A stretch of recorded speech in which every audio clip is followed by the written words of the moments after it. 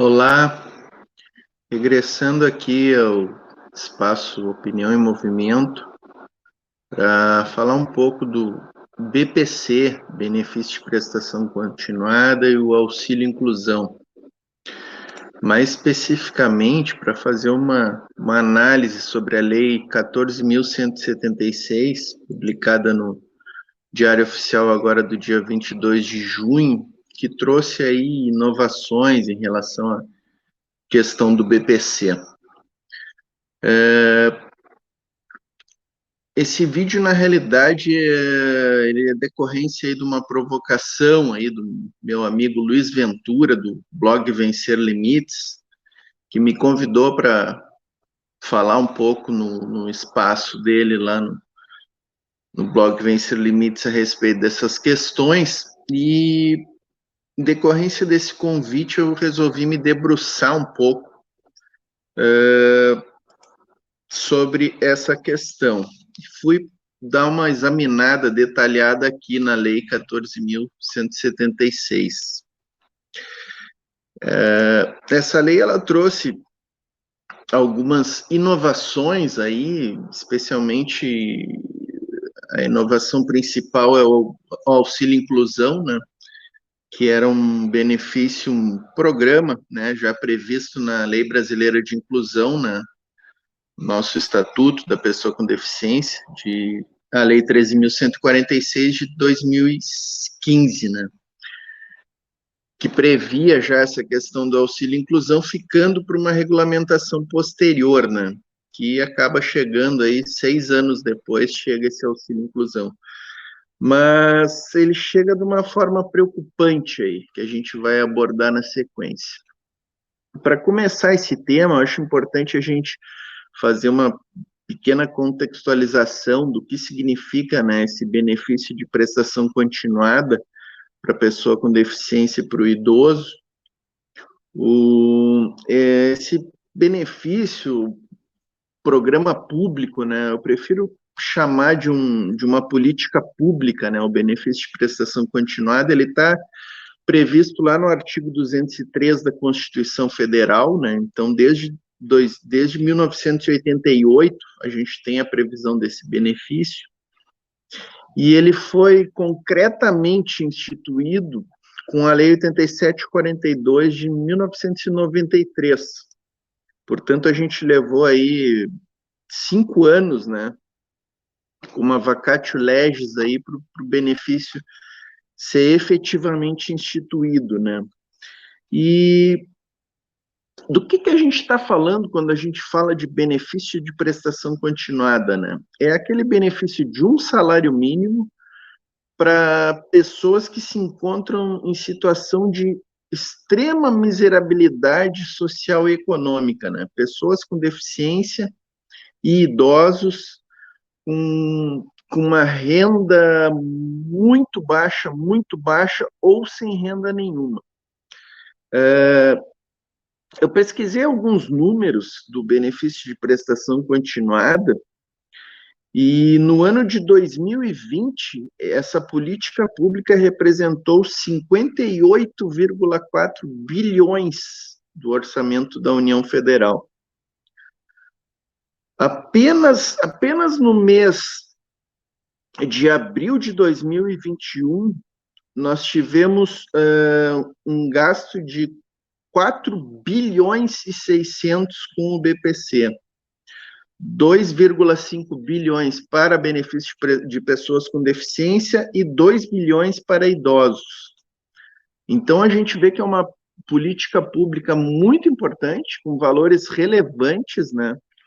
E que garantem um sustento mínimo, uma dignidade para um conjunto de pessoas que estão realmente à margem da sociedade, né? E um ponto importante da gente colocar, uma controvérsia antiga do BPC, que surge já com a primeira redação da Lei 8742, é o famoso requisito da renda per capita familiar, né?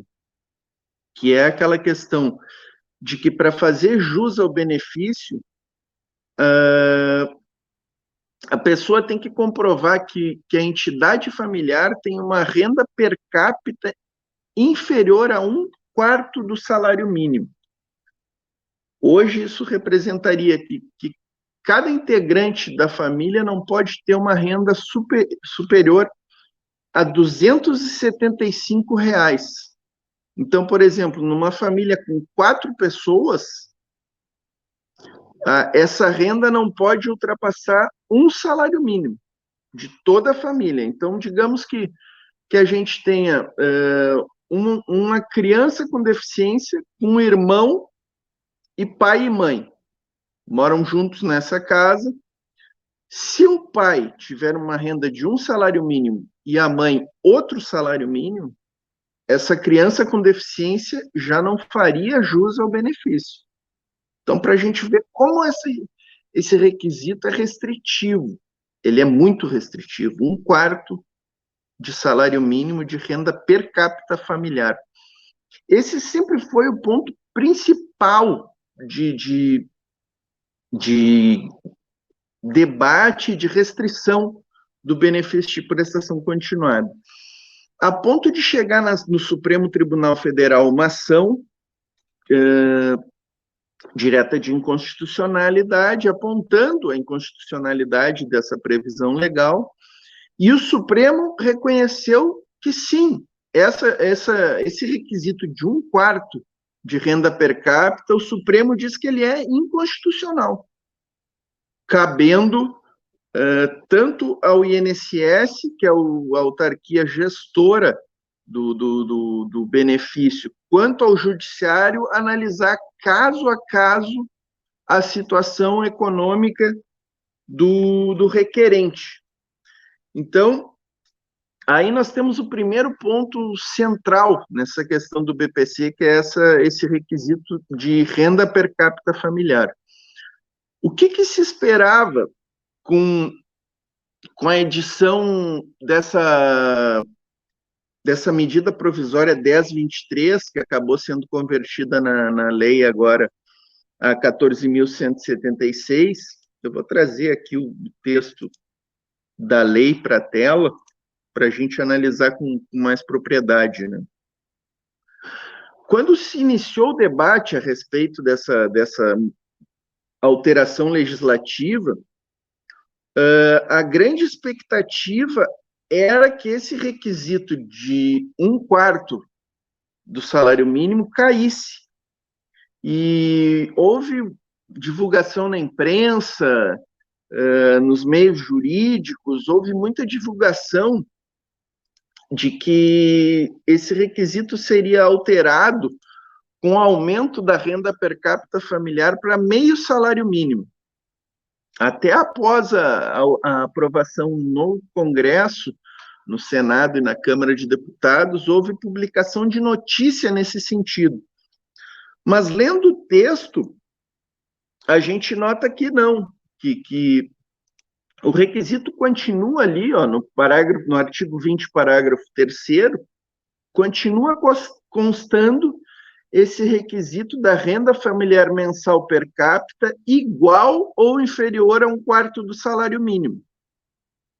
Tá? Aí, qual é a inovação que a lei traz? A lei traz como inovação esse parágrafo 11A do artigo 20, estabelecendo que o regulamento poderá ampliar o limite da renda mensal per capita para até meio salário mínimo, observado o disposto no artigo 20B desta lei. Aí o artigo 20B, ele traz algumas hipóteses em que a renda per capita pode passar a ser meio salário mínimo. Aí nós temos ali, no artigo 20B, o inciso 1, o grau de deficiência, a dependência de terceiros para o desempenho de atividades básicas da vida diária, e no inciso 3, o comprometimento do orçamento do núcleo familiar com gastos médicos, de tratamento de saúde, fraldas, alimentos especiais e medicamentos do idoso ou da pessoa com deficiência não disponibilizados gratuitamente pelo SUS, ou com serviços não prestados pelo SUS, desde que comprovadamente necessários à preservação da sua saúde e da vida. Nós temos aí, portanto, uma inovação que, mais do que auxiliar os beneficiários, ela vai trazer mais uma série de empecilhos, de complicações, de interpretações, inclusive porque aqui nós temos um parágrafo 4º, nesse mesmo artigo 20b, o parágrafo 4º lá, ele vai remeter a definição desses gastos de que trata esse inciso 3 a um ato conjunto do Ministério da Cidadania e da Secretaria Especial de Previdência e Trabalho do Ministério da Economia e do INSS, a partir de valores médios dos gastos realizados pelas famílias exclusivamente com essas finalidades. Facultada ao interessado a possibilidade de comprovação conforme critérios definidos em regulamento de que os gastos efetivos ultrapassam os valores médios. Então, nós temos aqui, se cria uma grande confusão normativa e legislativa. A gente vai ter que ter um ato conjunto do Ministério da Cidadania com a Secretaria de Previdência do Ministério da Economia, em primeiro lugar, e depois nós ainda vamos ter que ter mais um ato normativo do INSS, uma portaria definindo que gastos serão esses. Então, realmente se cria a possibilidade de aumento da renda per capita, mas, em compensação, se cria também um grande arcabouço complicador do usufruto desse benefício. O que, sem dúvida alguma, merece a nossa crítica, né? Outra inovação trazida pela essa lei 14.176 é esse artigo 21, parágrafo 5º aqui, ó. Eu vou colocar na tela aqui de novo. Esse parágrafo 5º do artigo 21, ele está prevendo a possibilidade de convocação do beneficiário para avaliação das condições que ensejaram a concessão ou manutenção do benefício, sendo exigida a presença dos requisitos previstos na lei e no regulamento, ou seja, essa questão da renda per capita, por exemplo, de 1/4 salário mínimo, mesmo nas situações do beneficiário que tenha concedido o seu benefício na forma judicial. Então, eu vejo um perigo muito grande nesse parágrafo 5º, artigo 21 aqui, porque ele está dando a possibilidade do INSS convocar beneficiários, mesmo aqueles que tenham tido reconhecido na justiça o seu direito, numa situação em que a justiça tenha dito que não, essa renda per capita de 1/4 do salário mínimo é inconstitucional, e mesmo nesse caso concreto aqui, em que a família ganha uma renda per capita de 1 salário mínimo e meio, 2 salários, eu dou uma sentença favorável ao beneficiário, concedo o benefício. E aí, a qualquer momento, o INSS pode chamar esse beneficiário, revisar o benefício, dizendo que ele não preenche o requisito da renda de 1/4, ou seja, passando por cima de uma decisão judicial, que, na minha visão, é realmente muito perigoso, perigosíssimo, na minha visão. Tá? Depois eu vou passar para outro ponto aqui, eu quero depois entrar na questão do auxílio inclusão, mas antes eu quero avaliar o artigo 3º dessa lei 14.176. Eu coloco ele na tela aqui, ó. O que o artigo 3º está prevendo aqui? ele está prevendo a possibilidade de que a avaliação da deficiência para acesso, ou seja, a concessão, manutenção e revisão do benefício de prestação continuada possa ser realizada através de videoconferência. Está aqui no inciso 1º desse artigo 3º. Tá? Então, qual é o perigo que eu estou vendo aqui? Eu estou vendo um perigo do INSS revisar e até mesmo cancelar o benefício, o BPC, através de videoconferência, o que, na minha visão, é muito perigoso, até pela dificuldade de acesso que esse público beneficiário do BPC tem de acesso à internet, de utilizar de uma videoconferência. Então, me causa uma certa perplexidade a gente ter essa previsão aí de que o INSS possa utilizar a videoconferência durante o período da pandemia agora, né? A lei fala ali até o dia 31 de dezembro, e depois ela franqueia ali também a possibilidade de ser prorrogado esse prazo, né? Através de um ato conjunto do Ministério da Cidadania e da Secretaria Especial de Previdência e Trabalho, do Ministério da Economia, está ali no parágrafo 3º, né, desse artigo 3º da Lei 14.176.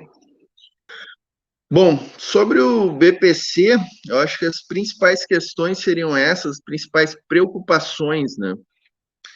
Aí a gente passa diretamente para a questão do auxílio inclusão. O auxílio inclusão ele está previsto aqui no artigo 2º da Lei 14.176, que ele vai acrescentar a seção 4 no capítulo, uma seção 6, né, no capítulo 4º da Lei 87/42. Aí ele acrescenta ali um artigo 26A, né, estabelecendo o direito ao auxílio inclusão, né, a pessoa com deficiência moderada ou grave. Aqui, então, nós já teríamos o primeiro ponto a levar em consideração, que é essa questão de limitar o auxílio inclusão à deficiência moderada ou grave. A primeira coisa que a gente tem que analisar, quando a gente pensa em auxílio inclusão, no que consiste o auxílio inclusão? Ele vai consistir no pagamento de meio salário mínimo para aquela pessoa com deficiência que é beneficiária do BPC e retorna ou ingressa no mercado de trabalho. Então, qual é a razão de ser do auxílio inclusão? O auxílio inclusão é uma política pública que tem como primeiro mérito ser uma política pública de fomento à inclusão da pessoa com deficiência no mercado de trabalho. Aquele problema que a gente tem hoje da pessoa com deficiência que é beneficiária do BPC não preferir continuar recebendo o BPC porque às vezes não vale a pena, não compensa a renda da proposta de emprego que ela tem, ela prefere continuar recebendo o BPC.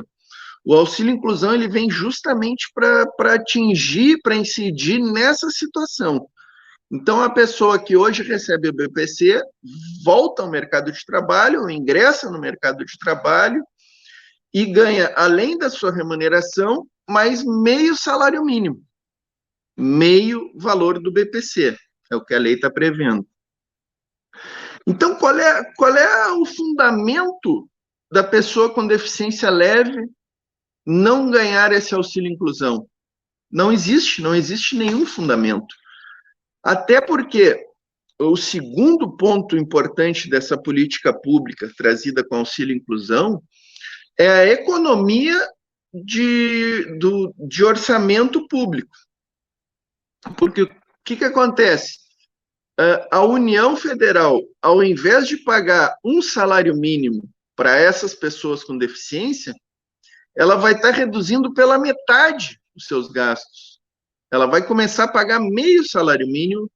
Então, existe um grande interesse em que quanto mais pessoas com deficiência retornem ao mercado de trabalho e recebam auxílio inclusão, menos gastos a União Federal vai ter com o BPC.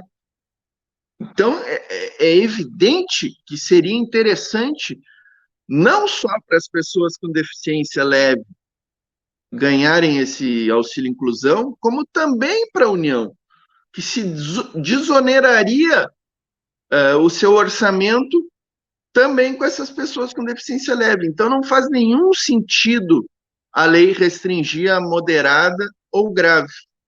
Então, seria um primeiro ponto que eu trago de reflexão e de crítica, né, a essa previsão. Aí, na sequência aqui, a gente continua analisando esse artigo 26A, ele traz os requisitos, né, que têm que ser preenchidos cumulativamente. Aí o inciso 1, ele fala que receba o BPC, né, e passe a exercer atividade, que tenha remuneração limitada a 2 salários mínimos, que é outro requisito que eu também não consigo entender a razão de ser, eu não consigo entender por que uma pessoa que vai ganhar 3 salários mínimos, 4 salários mínimos, não possa também receber o auxílio inclusão, especialmente por esse fato de que para a União é mais vantajoso pagar o auxílio inclusão do que o BPC. Então, é interessante para a União pagar o auxílio inclusão, inclusive para pessoas com deficiência que tenham renda acima de 2 salários mínimos. Aí os outros requisitos ali que se enquadre como o beneficiário como segurado obrigatório do regime geral ou filiado ao regime próprio da Previdência da União, Estados, Distrito Federal e municípios, tem inscrição atualizada no CAD único, no momento do requerimento do auxílio inclusão, tem inscrição regular no CPF, e aqui vem um outro requisito que, na minha opinião, vai praticamente inviabilizar o auxílio inclusão.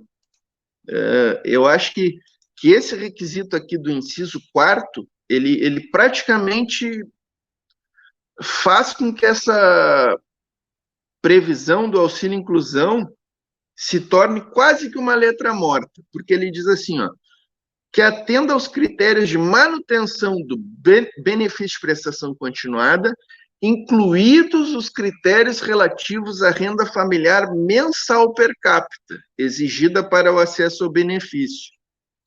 Então, o que ele está dizendo aqui?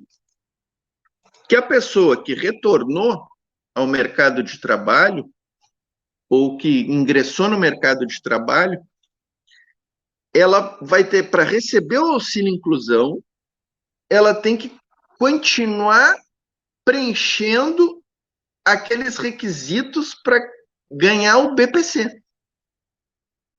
Que, na minha visão, não faz o mínimo sentido, e ele praticamente inviabiliza o auxílio inclusão. Porque se a pessoa retornou ou ingressou no mercado de trabalho, ela evidentemente vai trazer um ganho de financeiro para essa entidade familiar. Então, é evidente que a renda per capita familiar mensal vai aumentar com essa pessoa ingressando no mercado de trabalho. Então, é aquela história de criar a política pública com uma mão e tirar com a outra. Então, eu realmente estou vendo com um olhar muito crítico essa previsão aí do inciso 4º. E aqui na sequência, a gente tem no artigo 26B a previsão ali, né, de que o auxílio inclusão será devido a partir da data do requerimento e o valor corresponderá a 50% do valor do benefício de prestação continuada em vigor. Ou seja, hoje ele seria de meio salário mínimo, né? R$ 550.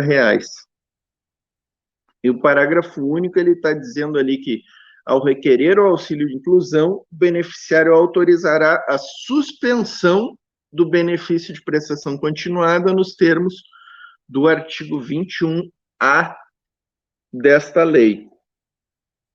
Então, a gente continua, né, com aquele mecanismo da pessoa que retorna ou ingressa no mercado de trabalho, ela tem o BPC suspenso, né? Caso ela perca esse emprego, ela retorna automaticamente a ser beneficiária do BPC, né? Depois aqui eu vou já para o final, já vou me encaminhando aqui para o final dessa análise. O artigo 6º da Lei 14.176, ela está prevendo aqui que o auxílio inclusão, que essa parte do auxílio inclusão, ela entra em vigor em 1º de outubro de 2021, e a questão lá do artigo 1º, que fala ali da renda per capita familiar, ela vai entrar em vigor a partir de 1º de janeiro de 2022. Aqui eu estou vendo uma certa dificuldade também para a implementação desse auxílio inclusão em 1º de outubro de 2021 agora, porque a gente está aí há praticamente 90 dias, né, desse marco temporal, e são muitas exigências ali, né, que o legislador colocou de regulamentação em ato conjunto do Ministério da Cidadania com a Secretaria da Previdência, e a edição de portarias, né? Então, eu estou vendo uma certa dificuldade aí desse auxílio inclusão ser implementado. Eu acho que se a gente puder fazer uma análise, me perguntarem assim, que ponto positivo existe, né, nessa lei 14.176, eu colocaria que é a criação efetiva do auxílio inclusão, né? Mas eu estou vendo que a gente vai precisar de muita mobilização aí do movimento das pessoas com deficiência para a gente conseguir alterar ali algumas questões, para incluir essa previsão de que a pessoa com deficiência leve também fará jus ao auxílio inclusão, né? Ela está de acordo com o princípio da não regressão em direitos, né? Do princípio do não retrocesso, né? Então, eu encaro como um retrocesso a gente limitar as deficiências moderada ou grave o auxílio inclusão. E outra questão que eu acho que a gente precisa estar atento aqui nessa questão do auxílio inclusão é essa questão de prever um aumento, né, dessa remuneração. Acho que não pode ficar limitado ao trabalhador com deficiência que receba até 2 salários mínimos, né? Acho que é uma faixa muito baixa de salário e que eu acho que traz embutida aí uma visão, um preconceito, né, em relação à pessoa com deficiência, né?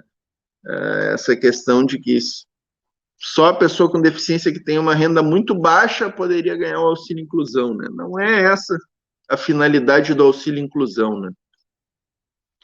E eu acho que também seria um imperativo a retirada desse inciso 4º aí do artigo 26A, que é o que prevê a manutenção dos critérios, que atenda aos critérios para manutenção do BPC, né? Eu acho que no momento em que a pessoa ingressou no mercado de trabalho e ela não tem mais que atender critérios de BPC para ganhar o auxílio inclusão. Acho que está meio contraditória essa previsão aí. Eu acho que ela vai inibir, vai retirar a possibilidade de muita pessoa com deficiência usufruir desse auxílio inclusão, e a gente vai continuar com aquele panorama que a gente tinha da pessoa com deficiência preferir continuar ganhando o BPC para não perder o benefício.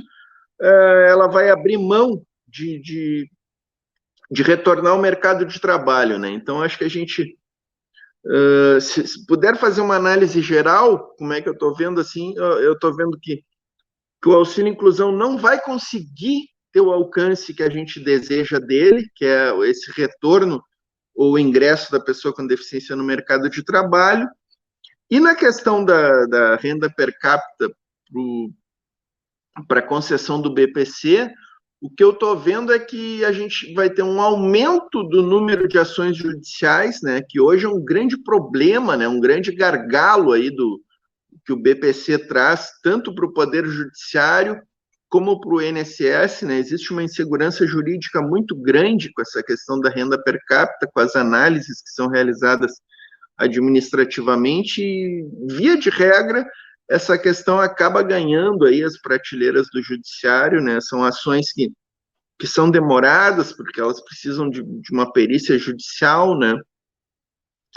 E eu acho que essa confusão que a Lei 14.176 está trazendo aí em relação aos requisitos, a essa possibilidade de aumentar a renda per capita familiar de 1/4 para meio salário mínimo, vai criar uma incerteza maior ainda, e eu acho que vai criar um número ainda maior de ações judiciais, o que é, sem dúvida alguma, é algo que a gente não deseja, né?